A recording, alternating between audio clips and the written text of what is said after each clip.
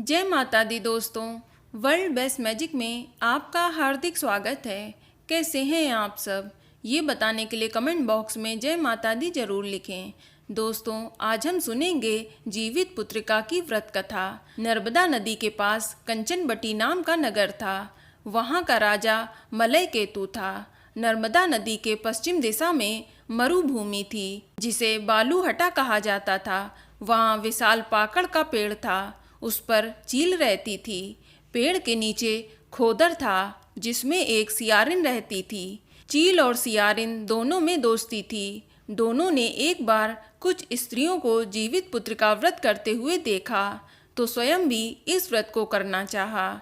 दोनों ने एक साथ इस व्रत को किया और फिर दोनों ने भगवान जीमुत वाहन की पूजा के लिए निर्जला व्रत रखा।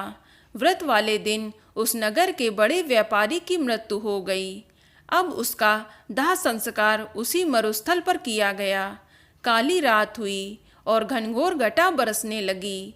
कभी बिजली कड़कती तो कभी बादल गरजते। तूफान आ गया था। सियारिन को अब भूख लगने लगी थी। मुर्दा देखकर वह खुद को रोक न सकी और उसका व्रत टूट गया। पर चील ने संयम रखा और पूरे नियम और श्रद्धा के साथ अगले दिन व्रत का पारण किया। फिर अगले जन्म में दोनों सहेलियों ने ब्राह्मण परिवार में पुत्री के रूप में जन्म लिया। उनके पिता का नाम भास्कर था। चील बड़ी बहन बनी और उसका नाम सीलवती रखा गया।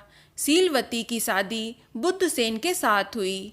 सियारिन छोटी बहन के रूप में जन्मी और उसका नाम कपूरावती रखा गया और उसकी शादी उस नगर के राजा मलाय केतु के साथ हुई। अब कपूरावती कंचनवटी नगर की रानी बन गईं।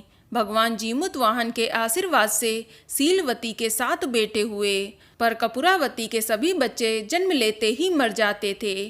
कुछ समय के बाद सीलवती के 7 पुत्र बड़े हो गए। वे सभी राजा के दरबार में काम करने लगे। कपूरावती के मन में उन्हें देखकर ईर्ष्या की भावना आ गई। उसने राजा से कहकर सभी बेटों के सर काट दिए। उन्हें 7 नए बर्तन मंगवा कर उसमें रख दिया और लाल कपड़े में ढककर सीलवती के पास भिजवा दिया।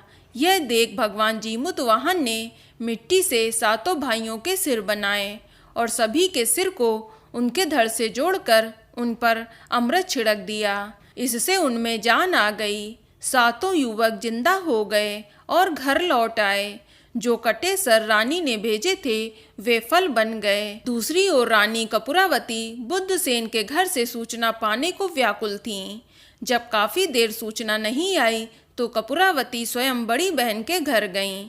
वहां सबको जिंदा देखकर वह सन्न रह गईं।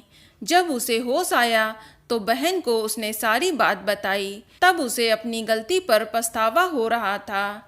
भगवान जीमुत वाहन की कृपा से सीलवती को पूर्व जन्म की बातें याद आ गईं। वह कपूरावती को लेकर उसी पाकड़ के पेड़ के पास गई और उसे सारी बातें बताईं। कपूरावती बेहोश हो गईं और मर गईं। जब राजा को इसकी खबर मिली तो उन्होंने उसी जगह पर जाकर पाकड़ के पेड़ के नीचे कपूरावती का दाह संस्कार कर दिया। बोलो जीमुत वाहन भगवान की जय। तो दोस्तों, ये जानकारी आपको अच्छी लगी तो कमेंट में जय माता दी जरूर लिखें और अगर आपका कोई सवाल हो तो उसे कमेंट बॉक्स में अवश्य पूछ लें और इस वीडियो को लाइक करें, शेयर करें और साथ ही साथ चैनल को सब्सक्राइब करें। धन्यवाद।